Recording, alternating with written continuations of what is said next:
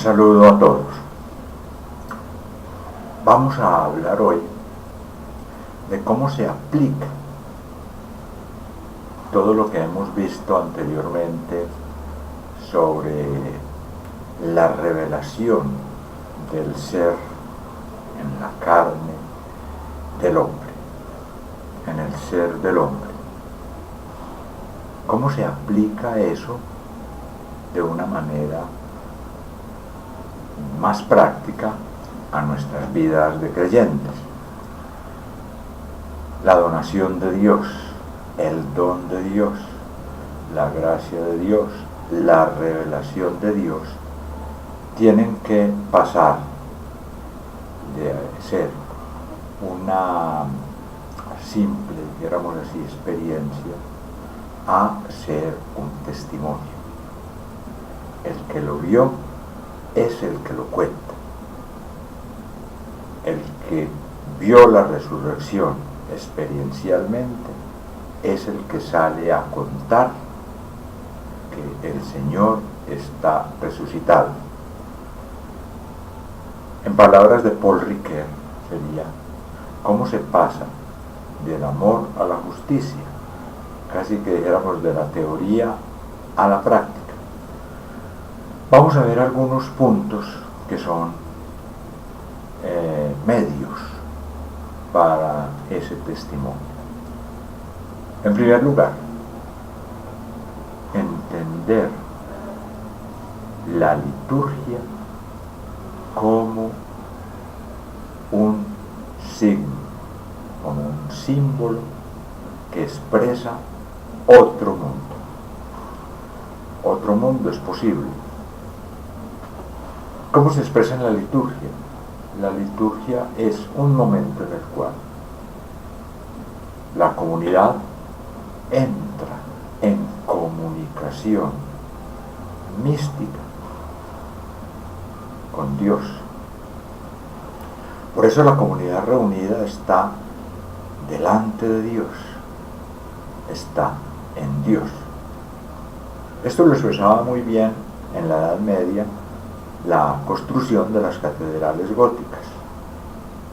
Adelante está Dios, acá estamos nosotros, la comunidad, y el transepto estaba indicando el mundo en el que estamos. La comunidad está en el mundo, entre el cielo y la tierra, delante de Dios, y eso expresa la armonía de la cuaternidad. Dios, hombre, cielo, tierra. Y allí, en ese momento, se entra en comunicación con Dios. Comunicación a través de esa conversación con Dios que la escucha, de su palabra y de esa comunión con Dios que es el rito de recibir el cuerpo y la sangre del Señor. Estamos en otro mundo, el mundo divino vivido en lo humano, un mundo que no tiene como tiempo y espacio, pero que está indicando otro mundo porque es el mundo de Dios. Allí todos somos hermanos, no debería haber diferencias entre ricos, pobres, entre el más instruido y el menos instruido, sino que somos una comunidad de hermanos reunidos en Dios. Y eso que estamos viviendo allí, místicamente, es lo que nosotros después salimos por la puerta a vivir en el mundo. Lo que aquí vivimos, allá lo transmitimos. Lo que aquí estamos celebrando es lo que allá en el mundo vamos nosotros a mostrar con nuestra vida, con nuestro comportamiento. Ese era un sentido muy claro en la catedral gótica. Pero también en la Edad Media, Isaac de Stella, un monje filósofo y teólogo, expresaba diciendo que la Eucaristía es un acontecimiento místico. ¿Por qué un acontecimiento místico? Porque es que tiene los elementos propios de la experiencia mística. nosotros entramos, pedimos perdón de nuestros pecados delante de Dios y de la comunidad. Sería la etapa purgativa de la mística. Luego, escuchamos la palabra, nos iluminamos con la palabra de Dios, es la etapa iluminativa de la mística. Y luego, en la plegaria eucarística y la comunión, entramos en comunión con Dios, es la etapa unitiva de la mística.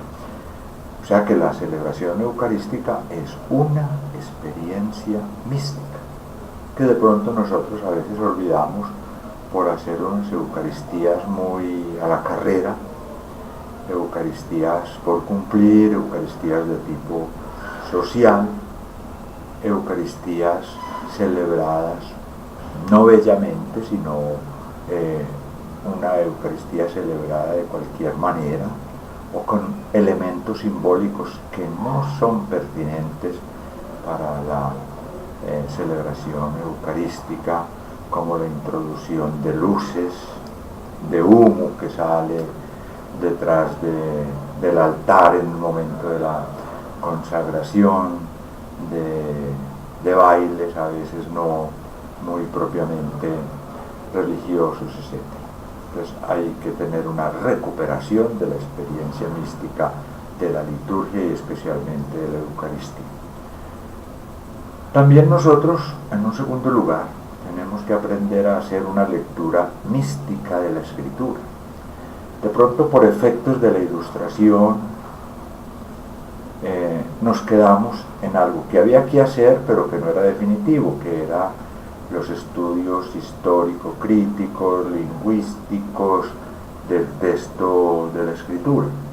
Eso es importante y muy importante porque nos ayuda a comprender los contextos en los cuales se escribió la Sagrada Escritura. Pero si nos quedamos ahí, eso no da ningún sentido de revelación, de experiencia, sino que se convierte en un estudio científico, filológico, histórico del texto. Tenemos que volver a una lectura mística de la Escritura, tratar de descubrir en el texto la experiencia que hay detrás del texto. O sea, cuando yo leo, por ejemplo, la parábola del hijo pródigo, no me puedo quedar en cuánto le dio este señor al otro para que lo cuidaran, o cuántos fueron los ladrones que lo atracaron, o cómo se llamaba la posada donde lo hospedaron. No, lo que me interesa es descubrir esa experiencia de misericordia que se tuvo con el prójimo, y que esa experiencia me anime a mí a revivir, reactualizar esa experiencia. Y podemos decir que detrás de todos los textos de la Escritura hay una experiencia de fondo, incluso detrás de las parábolas, que a veces las tomamos solo como medios pedagógicos. No, detrás de las parábolas hay una experiencia vivida y una experiencia que nosotros podemos reactualizar. En tercer lugar, tenemos que darnos cuenta de que la ética no es algo que se debe cumplir como se cumplen los deberes, al estilo kantiano, el deber por el deber. Yo no soy bueno simplemente por cumplir la norma o la ley. Yo no soy bueno simplemente porque soy obediente a lo que está mandado, porque es una norma, porque está escrita, porque me pueden sancionar. No. La ética nace de una profunda experiencia de lo absoluto. Si no hay experiencia mística, no hay ética cristiana verdadera. Habrá apariencia, habrá una forma de aparecer como bueno sin ser bueno, pero no hay un legítimo comportamiento cristiano. La ética está ligada a una experiencia de lo absoluto, Y yo, que experimenté lo absoluto, tengo que mostrarlo, tengo que comunicarlo. Es el caso concreto de la doctrina social de la Iglesia. La doctrina social de la Iglesia se había entendido como una serie de preceptos o de enseñanzas derivados de una filosofía social. Por eso la doctrina social de la Iglesia en el siglo XX se entendió como relacionada con la filosofía social y no con el Evangelio. Y por eso tampoco hacía parte de la teología moral social de la Iglesia. Vino a ser Juan Pablo II el que nos dice, un momentico, la doctrina social de la Iglesia es teología moral social, o sea, una reflexión sobre la experiencia que nosotros tenemos de fe en el compromiso social, en la vida social, en la actividad social, y no parte de principios filosóficos, sino que parte del Evangelio. La doctrina social de la Iglesia, podemos decir, es el Evangelio hecho acción.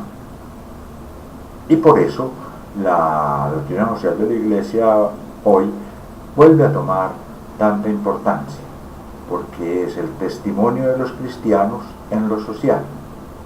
No es simplemente un mandato de la Iglesia sobre lo social, sino que es el Evangelio en la vida social.